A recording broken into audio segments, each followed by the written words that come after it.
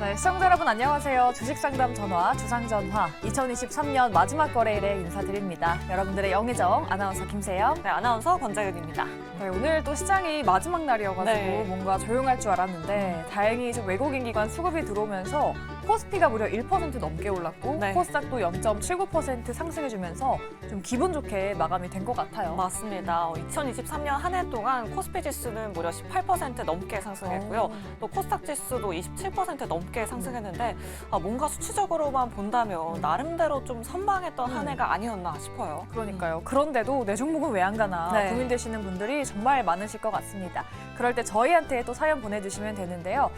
나가고 있는 전화번호 02-2000-4919번, 02-2000-4919번으로 보내주시면 저희가 친절한 상담 도와드리도록 할게요. 또 문자 메시지도 활짝 열려 있습니다. 샵 2034 문자 메시지로 종목명, 매수가 비중 보내주시면 되고요. 또 유튜브 채팅창도 활짝 열려 있으니까요. 여러분들의 많은 참여 부탁드리도록 하겠습니다. 네, 그리고 저희 연말을 맞아서 또 특집을 준비해봤습니다. 우리 시청자분들의 사연 그리고 포트폴리오를 받고 있는데요. 아래 나가고 있는 문자 번호 그리고 이메일로 보내주시면 저희 전문가분들께서 또 꼼꼼하고 냉철하게 여러분들의 포트 상담 도와드리니까 많은 참여 부탁드리도록 하겠습니다. 네, 그럼 오늘 여러분들의 종목 고민 해결사가 되어주실 네 분 바로 소개해드리도록 하겠습니다. 네, 좌회정에는 이화진 과장 그리고 이지은 대표 나와주셨고요. 네, 우의정에는 김병진 매니저 그리고 이주호 본부장님 나와주셨습니다. 네 분 어서 오세요. 안녕하세요. 네, 오늘은 또 특별하게 네. 2023년 마지막 거래일인 만큼 뭔가 특집성으로 저희가 준비를 해봤어요. 올 한 해를 좀 돌아보고 네. 또 내년도 또 든든하게 준비를 해봐야겠죠. 일단은 올해 증시를 우리가 한 줄로 좀 받아봤습니다. 한 네. 분씩 한번 센스 있는 한 줄 평 기대해 보면서 들어보도록 할게요.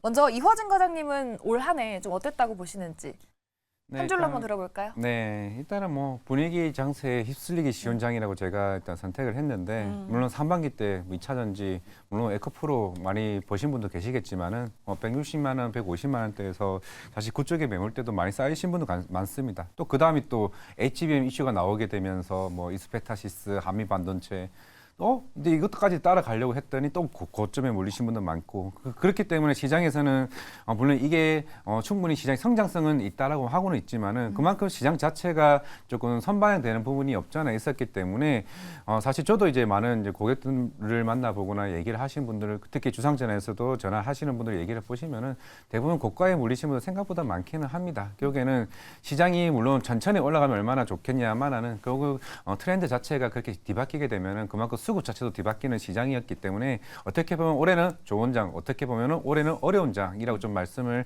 좀 할 수가 있을 것 같습니다. 네. 상승하긴 했지만 뭔가 분위기에 휩쓸리기 딱 좋았던 장세다. 그러니까요. 공감이 가는 한 줄 평인 것 같아요. 네, 맞습니다. 2023년에 핫했던 종목들 여러 가지가 이제 생각이 나는데 네. 그럼 이지은 대표님께도 한번 여쭤보도록 할게요. 올 한 해 증시 어떻게 평가하셨을까요?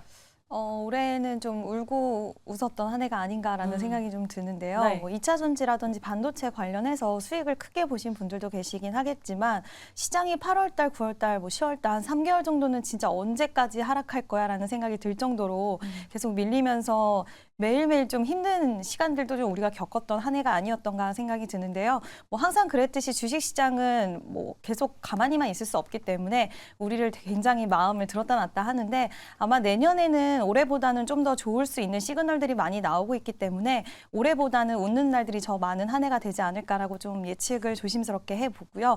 올해 힘드셨던 부분들도 많이 있으셨겠지만 또 올해 배웠던 부분들도 많이 있었던 것 같습니다.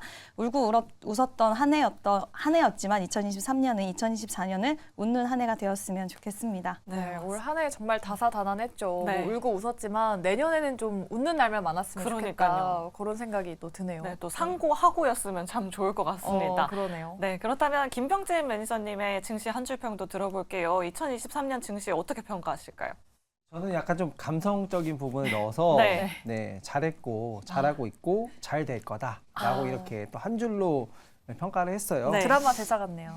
네, 제가 좀 감성이 또 한 해를 마무리하니까 이렇게 좀 올라와가지고 일단 올해 같은 경우에는 코스피 지수가 2249 정도에서 시작을 해서 이제 2656으로 마감이 됐어요. 그렇기 때문에 굉장히 좀 잘 마감을 했다라고 생각이 되고 코스피 같은 경우에는 18% 정도 올랐네요. 그리고 코스닥 같은 경우에는 683으로 시작해서 866으로 마감이 됐으니까 26.7% 올랐는데 이 정도면 뭐 잘한 거 아닌가라고 생각이 되고 앞으로 24년도는 더 잘 되지 않을까 좀 희망차고 긍정적인 마음으로 좋은 이슈들 잘 체크하시다 보면 또 좋은 수익을 얻을 수 있지 않을까 생각하고 있습니다. 잘 될 겁니다. 네. 네. 좋습니다. 올 한 해 잘했고 내년도 좀 잘 될 거야라는 네. 희망찬 메시지를 담아두셨는데 이렇게 되면은 이조 본부장님의 한 줄 평을 또 기대할 수밖에 없거든요. 그러니까요. 한 줄 평 한번 들어볼까요, 본부장님? 네, 저는 반도체 난이라고 말씀을 드리겠습니다. 사실 갑자기 또 삭막해지는. 너무 삭막한 건 아니고요. 너무 감성적이다 보니까 저는 사실에 기반해서 좀 말씀을 드리는데 일단 전반기 때 2차 전지주들이 좀 강한 모습을 보였다면 사실 하반기 때는 반도체들이 거의 뭐 지배를 했다라고 보시면 될 것 같거든요. 그래서 저는 2차 전지를 밀어내고 반도체 주들이 올라왔다고 해서 반도체의 난이라고 말씀을 드렸는데 뭐 여러 가지 섹터들이 많이 올라왔습니다. 반도체 소부장 그래서 순환매가 계속 돌았고 뭐 HBM부터 시작해서 소재, 부품, 장비까지 계속 순환매를 돌면서 12월 말까지 계속적으로 좋은 흐름 보였고 특히나 이제 삼성전자가 52주 신고가를 경신을 했고요. 하이닉스 같은 경우도 많이 올랐고 그러면서 지금 반도체 섹터가 내년까지도 계속적으로 좋을 것이다라는 기대감을 만들어주면서 오늘 장 마감을 했는데 저는 뭐 내년에도 반도체 섹터들 좋은 흐름 이어가지 않을까 이렇게 생각하면서 반도체 난이라고 얘기해봤습니다. 네. 반도체 난이었다. 이렇게 네 분의 한 줄 평 들어봤는데 그렇다면 반도체를 얘기한 김에 내년에 있을 또 빅 이벤트죠. CES 2024가 또 펼쳐지게 되는데 맞아요. 여기서 또 반도체가 수혜주로 거론이 많이 되고 있잖아요. 네. 그래서 이 안에서 우리가 핵심 키워드를 어떤 걸 봐야 될지 또 종목을 어떤 걸 봐야 될지 궁금하신 분들이 정말 많으실 텐데 이 부분은 먼저 이지은 대표님께 한번 여쭤보도록 할게요. CES를 좀 기다리면서 우리가 좀 어떤 뭐 섹터나 어떤 종목을 좀 집중해 보면 좋을까요? 저는 일단은 로봇 섹터를 좀 봐야 된다라고 생각을 하고요. 로봇하고 AI 쪽을 봐야 될 것 같은데 일단 이번에 CES에서 화두가 되는 게 AI이기 때문에 AI 쪽과 또 관련된 AI 반도체 이쪽을 전반적으로 좀 보셔야 될 것 같고요. 또 로봇 같은 경우에는 지금 우리나라 기업들이 혁신 기업상을 많이 받았어요. 2024에서 CES. 굉장히 기술적으로 평가를 좋게 받는 부분도 있기 때문에 수출에 대한 기대감 또한 좀 올라갈 수 있는 그런 부분들이 나올 수 있기 때문에 로봇은 좀 봐야 될 것 같고 또 삼성전자에서 이번에 또 로봇 청소기를 새로 또 선보이기도 하고 그다음 보핏에 대한 또 출시 2024년에 보핏에 대한 출시도 있을 수 있기 때문에 그와 관련해서 레인보우 로보틱스를 좀 눈여겨보면 종목 중에서는 어떨까라고 생각을 좀 하고 있고요. 전반적으로 뭐 CES에서는 지금 뭐 모빌리티라던가 그리고 로봇, AI 이쪽으로 좀 집중돼서 여러 가지가 좀 나올 것 같은데 일단 지금 시장에서는 아마 내년 상반기에는 이쪽이 가장 큰 빅 이벤트이기 때문에 그리고 다른 때보다 이번이 더 기대감이 굉장히 증폭돼 있는 것 같아요. 왜냐하면 뭐 오랜만에 또 2년 만에 진출하는 기업, 다시 또 돌아온 기업들도 있고 두산 로보틱스라든지 이런 기업들에 대한 기대감이 굉장히 올라가 있는 상황이라서 아마 2024년 상반기에는 CES 관련된 종목들이 좀 많이 움직임이 나올 것 같고 그중에서도 지금 두산 로보틱스가 굉장히 많이 올라갔는데 그에 반해서 레인보우 로보틱스는 지금 주가 흐름이 그렇게 막 크게 반응이 나오진 않았어요. 근데 오히려 저는 그게 더 괜찮다라고 생각을 하거든요. 두산 로보틱스가 끌고 가는 상황을 계속 연출해줬다라고 한다면 두 번째로 레인보우 로보틱스가 이제는 좀 치고 나갈 시기가 되지 않았나라고 생각을 해서 레인보우 로보틱스를 좀 탑픽으로 일단은 보고 있습니다. 네, 로봇과 AI 쪽 집중해서 보자라고 이렇게 말씀해 주셨고요. 레인보우 로보틱스 탑픽으로 꼽아주셨습니다. 그렇다면 김병진 매니저님의 의견도 궁금해요. 이제 CES 2주 앞으로 다가왔는데 대기업 총수들이 이제 라스베가스 행 티켓을 또 끌고 네. 있다고 하더라고요. 우리는 어떤 부분을 좀 집중해서 보면 좋을지 매니저님 어떻게 생각하세요? 저도 로봇이 굉장히 기대된다라고 생각이 들고요. 이번에 CES 이제 혁신상을 받았던 것 중에 또 두산 로보틱스가 혁신상을 받았어요. 이게 앞으로 AI 시대가 다가오면서 저는 로봇이 가장 큰 수혜라고 생각이 드는데요. 혹시 화면을 보여주신다면 화면을 비춰주시면 제가 이미지를 하나 준비해 왔거든요. 네. 이 멀티모달 AI라고 해서 이렇게 보시면은 이제 챗 GPT도 진화하고 있어요. 뭐 이렇게 수학 문제를 찍어서 사진을 올리면 문제를 풀어주고 집 사진을 찍어주면은 인테리어 조언도 해주고 이렇게 영상이라든가 이런 것들이 이제 다 챗 GPT로 돌아가고 있는 상황이기 때문에 이런 것들이 로봇에 접목되는 시기가 2024년이 아닐까라고 생각이 되고 CES에서도 관련된 제품들을 또 두산 로보틱스나 뭐 이런 기업들이 발표할 거기 때문에 저는 2024년도 로봇 충분히 기대해 볼 만하다라고 생각이 되고 되고 종목들을 좀 뽑아보자면 뭐 레인보우 로보틱스나 두산 로보틱스 그리고 유로메카 정도가 근래에 가장 관심이 가고 있는 종목들이고요. 뭐 두산 로보틱스는 다들 아실 거예요. 주가가 너무나도 좋기 때문에 다들 보유하고 계시고 아는 종목이시겠지만 유로메카 같은 종목들은 또 바닥권에 있는 종목들도 있고요. 그리고 레인보우 로보틱스도 아직은 뭐 두산 로보틱스만큼 올라오지 않았기 때문에 충분히 또 상승 여력이 있는 업종이기 때문에 관심 있게 보시면 좋을 것 같습니다. 네, 레인보우 로보틱스는 두 분이 모두 탑픽으로 꼽아주신 종목이기 때문에 네. 더욱더 눈길을 좀 끄는 것 같습니다. 네. 우리 아래 나가고 있는 종목들 관심 있게 지켜보시면 좋을 것 같습니다. 네, CES에 대한 두 분의 의견 들어봤고요. 다음으로는 큰 정치 이벤트도 한번 짚어볼게요. 맞아요. 내년에 또 큰 정치 이벤트들이 있잖아요. 뭐 국내에서는 총선, 미국에는 대선이 있는데 미국의 대선 열기가 아무래도 좀 많이 뜨거워지고 있어요. 맞아요. 뭐 누가 이길까 또 그 당선자에 따라서 또 수혜 업종이나 종목이 또 바뀔 텐데 그래서 또 그만큼 복잡해지는 것 같아요. 그러니까요. 이화진 과장님께 한번 여쭤볼게요. 내년에 미국 대선 관련해서 뭐 아직 1년이 남았지만 우리가 좀 미리 챙겨봐야 할 뭐 종목들이나 섹터가 있을까요? 뭐 결국에는 이제 누가 되느냐도 중요하겠지만은 뭐 사실은 뭐 내년에는 금리 인하에 대한 흐름도 지속될 것으로 보이고 있고 결국에는 뭐 트럼프가 되게 되면 뭐 향후에 뭐 보조금 이슈나 아니면은 그런 2차 전지에 대한 뭐 경계성 뭐 그런 부분은 좀 있을 수 있다라 좀 보이고는 있습니다.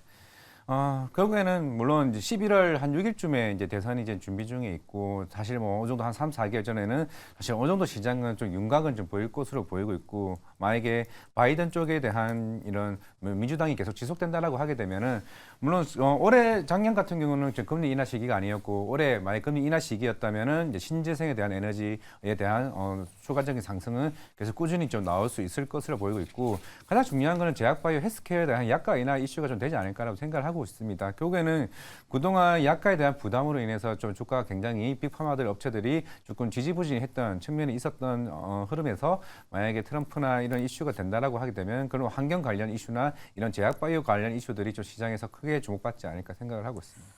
신재생 에너지, 환경 쪽 그리고 제약바이오 관련해서 뭔가 좀 수혜를 받지 않을까 네. 그런 의견도 말씀해 주셨어요. 그러면 한 분 더 한번 들어볼게요. 네. 이조 본부장님은 뭐 관련주들 투자 전략 좀 어떻게 짜면 좋다고 생각하시는지 뭐 내년에 좀 미국 대선 어떻게 흘러갈 거라고 보세요? 뭐 누가 될지 안 될지는 모르지만 일단은 제가 봤을 때는 내년 11월 달 미국 대선이 있기 때문에 그 전에 이제 금리 인하에 대한 기대감이 있는 그런 관련 섹터들이 좀 올라가지 않을까 이렇게 보고 있습니다. 왜냐하면 불확실성에 대한 부분들이 남아있기 때문에 뭐 바이든 대통령이 재임을 하게 될지 연임을 하게 될지 아니면은 뭐 트럼프가 나와서 될지는 아무도 모르기 때문에 그 전까지 어느 정도 상승이 나올 것이다라고 보고 있고요. 저는 지금 뭐 많은 분들이 뭐 로봇이랑 AI랑 이런 신재생 관련주들을 얘기를 하다 보니까 저는 이제 우리가 그동안 잊고 있었던 메타버스 쪽을 한번 저는 봤으면 좋겠다. 왜냐면 금리 인상에 대한 그런 부분들, 그러니까 22년도, 23년도에 금리 인상에 대한 부분들이 정말 억눌렀던 그런 대표적인 성장 섹터 중에 하나고요. 메타버스 관련주들 지금 사실 정말 바닥권을 다지고 있다라고 해도 과언이 아닐 정도로 많이 조정을 받았습니다. 많이 조정을 받았고 그리고 지금 뭐 미국 대선과는 관계없지만 어쨌든 금리 인하의 대표적인 수혜 그리고 내년에는 경기 회복에 대해서 좀 집중해야 될 시기다 이렇게 보고 있기 때문에 물론 이제 메타버스 관련주들은 지금 실적보다는 앞으로의 사업성에 대한 부분인데 이러한 것들이 지금 내년에 다시 한번 금리 인하와 더불어서 되돌림이 나오지 않을까 이렇게 보고 있고요. 그래서 관련 주들을 한번 보셨으면 좋겠습니다. 네. 메타버스는 진짜 오랜만에 듣는 섹터인데 그러니까요. 뭐 내년에는 금리 인하까지 겹치면서 네. 그런 또 성장주들이 소외되어 있었기 때문에 다시 한번 좀 빛을 발하지 않을까 한번 기대해 보도록 하겠습니다. 네, 그럼 마지막으로 이제 2024년 갑진년을 준비하면서 내년에 보면 좋을 만한 유망 섹터도 한번 골라보도록 하겠습니다. 네. 올 한 해는 뭐 2차 전지 반도체주들이 강한 상승 탄력 보여줬었는데 이렇게 네 분은 유망 섹터를 또 꼽아주셨어요. 근데 네 분 다 다르네요. 그러니까요. 뭐 자동차, 로봇, 바이오, 메타버스 다양한 섹터가 나왔는데 그러면 이지은 대표님께 먼저 여쭤보도록 할게요. 앞서서도 레인보우 로보틱스를 탑픽 종목으로 꼽아주셨는데 내년에는 뭐 로봇의 원년이 될 만한 해일까요? 대표님 어떻게 생각하세요? 네, 일단은 정부 정책 쪽으로도 좀 엮여 있는 부분이 있는데 지금 12월 14일에 이제 산업부 주관한 첨단 로봇 산업 비전과 전략이 발표가 됐는데 2030년까지 민간이 이제 합동으로 3조 원을 투자한다라고 밝혔습니다. 그래서 이런 것들을 보면 결국에 정부의 투자의 방향성과 정책이 로봇 쪽을 좀 향해 있는 부분도 있다라는 것을 우리가 다시 한번 기조를 좀 확인할 수 있기 때문에 그 기간 동안에 또 추가적으로 많은 이런 정책적인 모멘텀들이 따라 붙을 수 있을 거라고 생각이 좀 되고요. 그리고 또 12월 20일 날 생활물류 서비스 산업 발전법 개정안이 본회의에 또 통과가 되었는데 실내 자율주행 로봇이라든지 이런 정책적인 확장성이라든지 이런 부분들 원래 로봇이 계속 정책적으로 좀 묶여 있고 이렇게 막히는 부분들이 많았는데 하나 둘씩 좀 더 확장이 되면서 더욱더 로봇 쪽에 좀 힘을 실어줄 수 있는 이런 모멘텀들이 더욱더 많아지지 않을까 내년에는 그런 기대감이 분명히 좀 있다라고 볼 수 있을 것 같고 아까 말씀드렸던 그 2024 CES 또한 또 로봇주들에게도 더욱더 힘을 좀 줄 수 있는 그런 부분의 모멘텀으로 좀 작용이 될 수 있을 것 같고요. 인공지능이 이제 점점 고도화되면서 결국에는 로봇과 이렇게 맞물려서 좀 우리가 볼 수 있을 것 같고 협동 로봇이라든지 서비스 로봇이라든지 인간의 삶을 좀 더 편리하게 만들어줄 수 있는 로봇 세상이 이제는 점차 정말 현실화되고 있다라고 생각을 해요. 물론 로봇 쪽 부모들은 이제 실적에 대한 부분이 살짝 미흡하다는 게 항상 좀 따라오긴 했지만 내년에는 실적적인 부분도 좀 더 개선되는 기업들도 나오면서 이제 로봇주들에 대한 이런 부분 인식이나 이런 것들도 좀 바뀔 수 있는 그런 한 해가 될 수 있지 않을까라는 기대감이 좀 실릴 수 있을 것 같아서 저는 로봇을 또 탑픽으로 한번 뽑아봤습니다. 내년에는 로봇주가 뭔가 증시 안에서 주도주가 될 것이다 한번 말씀해 주셨고요. 네. 우리 김병진 매니저님은 바이오랑 멀티모달 AI를 말씀해 주셨는데 바이오도 가로치고 ADC 플랫폼이 있었거든요. 이거 좀 생소하신 분들이 좀 많으실 것 네. 같은데 ADC 플랫폼이 뭔지 또 멀티모달 AI는 뭔지 설명해 네. 주시겠어요? 네, 제가 또 설명을 좋아하기 때문에 ADC 플랫폼 같은 경우에는 예. 항체 약물 접합체라고 보시면 좋을 것 같은데요. 우리 몸에 바이러스 같은 게 이제 들어가면은 바이러스에 대항해서 항체가 이렇게 공격을 하잖아요. 네. 근데 일반적인 항암제 같은 경우에는 먹게 되면 그 암세포를 죽이기 위해서 다른 세포들도 같이 이렇게 죽이는 현상이 또 발생하고 부작용이 발생하기 때문에 막 머리도 빠지고 이렇거든요. 근데 이 항체의 그 1대1 맞춤형 된 그 기능에 항체에다가 약을 붙여가지고 약간 유도찬처럼 만든 것이 ADC 플랫폼이라고 보시면 좋을 것 같고요. 제가 화면을 좀 가지고 왔는데 화면 비춰주시면 설명 한번 드려볼게요. ADC 플랫폼이 인기가 많은 이유는 이런 거라고 저는 생각이 들어요. 일단 글로벌 빅파마라고 하죠. 블록버스터 특허를 가지고 있는 제약바이오 회사들이 이 약품을 계속해서 팔고 싶을 거 아니에요. 그래서 이 약품을 좀 수명을 연장하기 위해서 ADC 플랫폼을 이용한다라고 보시면 좋을 것 같고요. 다들 아시겠지만 뭐 신약을 개발해서 한 10년에서 15년 정도 이 독점권이 부여되는 건 사실이에요. 근데 이 독점권이 부여된다고 딱 끝이 아니라 그 주변 이제 다른 경쟁사들이죠. 제약사들이 그 신약 개발한 물질을 살짝 바꿔가지고 다시 신약을 내놓거든요. 그렇게 되면은 살짝 바꾼 신약이랑 원래 신약을 개발한 회사랑 경쟁을 하게 되는 거예요. 그런 경쟁 자체를 좀 피하기 위해서 조금 더 전달 효율을 높게 올리는 ADC 플랫폼 같은 것들을 사용할 수밖에 없는 부분이 된 거고요. 이제 좀 글로벌 트렌드가 되지 않았나라고 생각이 되고 또 하나 이제 시청자분들에게 키워드를 하나 드리면 ADC 플랫폼은 바이오 시밀러가 굉장히 어렵다라고 지금 시장에서 평가되고 있어요. 미국에서. 그렇기 때문에 이거를 복제하는 게 생각보다 굉장히 까다로울 거예요. 그렇기 때문에 신약 개발의 효과를 굉장히 좀 잘 지켜줄 수 있는 플랫폼이 바로 ADC 플랫폼이라고 보시면 좋을 것 같고요. 미국에서는 AbbVie도 ADC 전문기업 이뮤노젠을 101억 달러에 인수를 하기도 했고요. 화이자 같은 경우에도 56조를 써가지고 ADC 플랫폼 관련된 기업을 인수를 했어요. 그런 부분이기 때문에 내년도에는 ADC 플랫폼 관련된 기업들 굉장히 기대해 볼 수 있지 않을까 생각을 하고 있습니다. 네. 네, ADC 플랫폼 계속해서 관심 있게 지켜봐야 할 것 같습니다. 자, 그렇다면 이화진 과장님의 또 유망 섹터도 들어봐야겠습니다. 자동차 섹터를 또 유망 섹터로 꼽아주셨는데 오늘 또 기아가 10만 원에서 거래를 마감했잖아요. 네. 과연 내일 시장 그리고 다음 내년 시장에서 또 자동차주들이 잘 달릴 수 있을지 이화진 과장님 통해서 들어보도록 할게요. 네, 지난주에도 자동차는 얘기를 했던 것 같은데 결국에는 이제 올해 같은 경우는 차량용 반도체가 수급이 타이트하게 풀리면서 이제 출하량이 올라갔다는 점. 내년에는 금리 인하로 인해서 자동차 구매 심리가 회복된다는 점. 물론 오늘 기아도 마찬가지였고 현대차도 꾸준히 좀 상승하고 있습니다. 우리가 흔히 삼성전자나 SK하이닉스를 최근에 차트를 보시면은 종고점을 뚫고 나서 계속 고공행진을 했습니다. 이제 그 다음이 이제 기아랑 현대차가 그런 움직임이 나오지 않을까라고 생각을 하고 있는데, 그럼 이제부터 이제 북미 시장 전기차 침투율이 한 7.8%인 상황에서 과연 내년에는 도요타도 물론 이제 본격적으로 전기차 시장에 들어온다라고는 하지만은 그 선점을 효과에 대해서 이제 본격적으로 현대차 기아가 빠르게 올라올 것으로 보이고 있습니다.